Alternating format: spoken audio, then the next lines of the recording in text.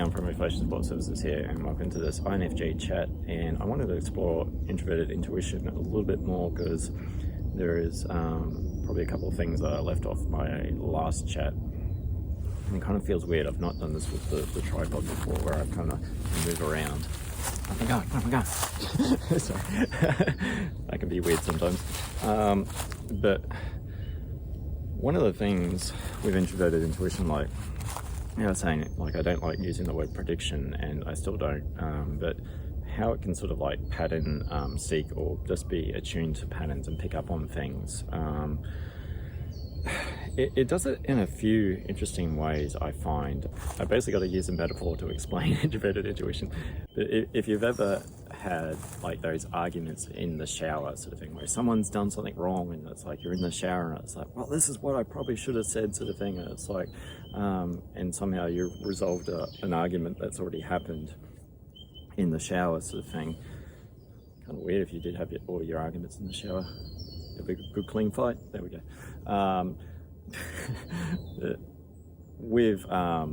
But what you're doing in the shower is running over those scenarios, those conversations that occurred, like it's past events sort of thing. And so everything that everything that you've experienced from an argument, you're running it over. This is what I probably should have said. That's what they really meant by that. All these like different perspectives on a conversation, like what actually happened. Now, in some regards, like that's kind of introverted intuition as far as how a pattern seek can form a prediction or just sort of patterns of behavior. Like you're going over what that person sort of said, their behavior, and you're having an argument with an imaginary thing in your mind, even though it may have happened in the real world sort of thing, that argument. But you're having an imaginary conversation with a figurative person, and not actually in the shower with you arguing. Sorry, I'm attaching visuals to that. But one of the things is, like, with Introverted Intuition is we pick up on people's patterns of behavior, and we don't really have to be around that person that long sort of thing, on an INFJ perspective, that is. I'm not sure about the other personalities with Introverted Intuition, but we don't have to be really around that because we've got that extroverted feeling where we're sort of sponging up their emotions as well. So we get a good sense of their pattern of behavior, and as I said in the last one, the patterns of behavior sort of like if one person's doing one thing, it's a similar patterns of behavior. It's like if you think I'm sort of crazy in that sort of thinking, like think of the DSM sort of thing. It's like it's a whole observation about basic human behavior sort of thing. So there's that storage in our mind of like patterns of people. And similar to like someone having an argument in their mind sort of thing, they're having an argument with the pattern of that particular behavior at that particular time. So what tends to happen is we're not dealing with arguments all the time. Well, depending on the relationship, but we're not dealing with arguments all the time where we're in the shower having those moments all the time, because we could be sitting amongst you. We could be that person up next to you on the bus stop having that moment, having that moment in the shower on the bus stop next to you, where we're running through someone's simulation of behavior sort of thing. And it's kind of also ties into that movie, is it Autonomica or something? It's the one where like they're doing like that intelligence test on the robot sort of thing, the Turing test. And it's kind of like a Turing test in a way. It's like testing for, although I'm not sure with a Turing test if I'm not, once again, it's like me appearing knowledgeable, but I think it's like to test like whether there is like the artificial intelligence, but the capacity to be like human sort of thing, like show emotions, like can pass as a human. And normally with a Turing test, it's like you don't see the test subject sort of thing, but in that movie, it's like the person is interacting with Ava. I remember the character's name, but I don't remember. I think it's Autonomica or something like that. But yeah, it's like running through a simulation, in this case an AI simulating human emotion. And I won't give away anything on the movie there, it's quite a good movie. But we're kind of doing that all the time, whether we're consciously aware or subconsciously aware, that we're running through people's patterns of behavior. And what I mean by that is I can be doing something and then all of a sudden something that someone said, like that pattern, that something just seems off in that rhythm of behavior, and my brain will go, remember when they said that? It's like, oh crap. It's like, well, that gives me an insight on that person. Whether I choose to do anything with that insight, most of the time it just goes off into its little brain, into the ether. But it's also where it can play forward, because once again, that argument in the shower was of a past event.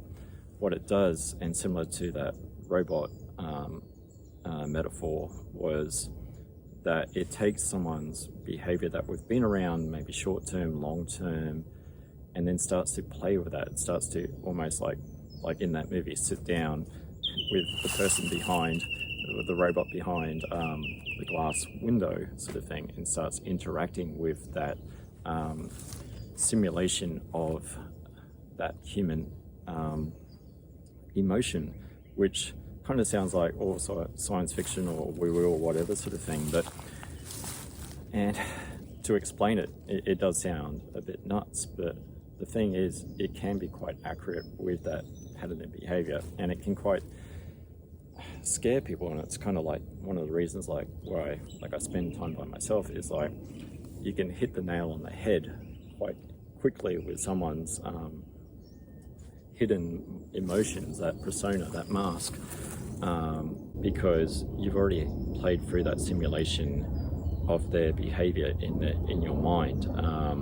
But it's also like, how will they behave down the track based upon past behavior sort of thing. And it's a bit of a trap for the person, and it's kind of unfair in a way, because like the only real way to change a human behavior is to do that internal work. So like if you're always a grumpy person, or if you're always a sad person sort of thing, without any sort of particular change, like that's sustainable, that's not short term, that's kind of that mask once again, then it's kind of also going to be predictable in a sense. But once again, best laid plans go to waste. It's not always 100% accurate sort of thing, but it's accurate enough to give people the creeps sort of thing. And it's like I've had jobs where I don't have to go into the office that much, but it's almost like they get a bit grumpy because like I can remotely just sort of play through their behaviors and go, well, this is probably the course of action that's going to be taken. And you start to get pushed away, or with friendships or relationships sort of thing. And like I said with the last one, you do become that 24-hour psychologist in a relationship, because it's like you become quite good at something over the years as far as that pattern behavior. And it's like people become reliant on that, as far as like you almost like become this freaking like crystal ball of like, well, what will happen next sort of thing. And it's like, but in doing that, you're draining the person, you're draining myself in doing that, of having to do something. And if you overwork something, I mean, you could almost go into the realms of paranoia, as far as like always having to be on guard. And also there's a certain state of hypervigilance where it's like having to be on the ready all the time, where it's not that, it's just something that natural happens of itself. And as I said, it's like, it's not just with humans, as far as like human behavior, it also plays on social structures and all that. So that introverted intuition will play upon other things based upon the knowledge that, once again, it's gathered in, it's funneled in, and will come to some sort of a conclusion upon that sort of thing. And same with human behavior, it'll take in all that human data. It sounds like clinical and sterile, but take on that clinical data and start to form, oh well, okay, that's how it happened, it's probably going to happen that way again. But there's also been times in life, I think it was with Jonathan Nash and all that, where those prediction sort of things were found to be false and all that. So it's never to like go to an INFJ and go, tell me the future sort of thing. It's like, as if we can freaking do that, because it's like, we're also doing it from our own perceptions as well, and it's also how we've grown up, sort of thing. So there's always going to be a coloured lens to that. So it's also, at the end of the day, it's like, yeah, well, it's valuing like someone like an intuitive's insight, but also having your own brain and your own capabilities to navigate that sort of thing. And once again, we might be right about what we've sort of played through in our minds, but it's not guaranteed that it's going to go that way, sort of thing. It's not a step-by-step process that we're doing, because we can't give you that step-by-step process. It's a very metaphorical process. It'll probably get there eventually, but how it gets there is a kind of a choose your own adventure in a way, and you're the person on that adventure using your own brain, your own intelligence to actually navigate you through life. And the other thing is, like, we do have our own like lens of how we'll view that, but definitely for myself, I'm not sure with other INFJs, but we can remove ourselves emotionally from that interaction. We're not engaging in it like an argument in the shower is like a very hurtful, like I've hurt my feelings and I'm defending myself, sort of thing, imaginarily. It's kind of like having an argument and playing through the different scenarios of how that argument would actually play out, sort of thing. So it's like taking one sort of situation and then just like role playing it from all different perspectives, even from the perspective where we would lose, sort of thing.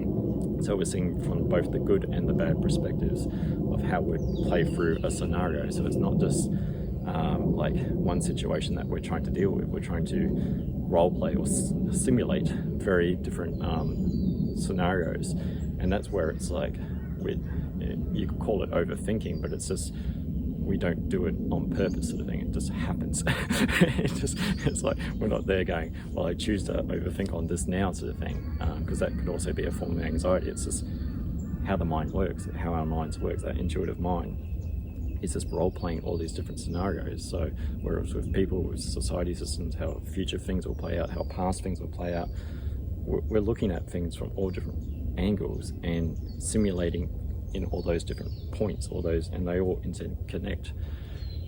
So it's kind of like that argument might have happened, that might have happened, what led to that argument, or I'm going to have that conversation with that person. It looks at everything from all different simulations. So it's just not like one robot that you're simulating with. It's many different scenarios of different robots that have different environmental programming that they're dealing with. I'm sorry, I probably lost you there.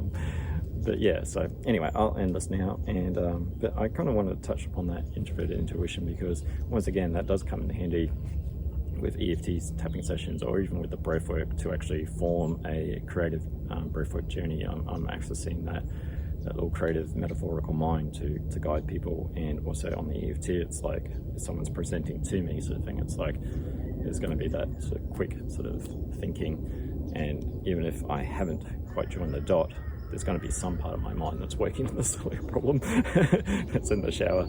But yeah, so anyway, I'll head off now, and I'll catch you in the next one, and thank you for watching. INFJ Chat, Dion signing out. I'm going to go have an argument in the shower. Hang on.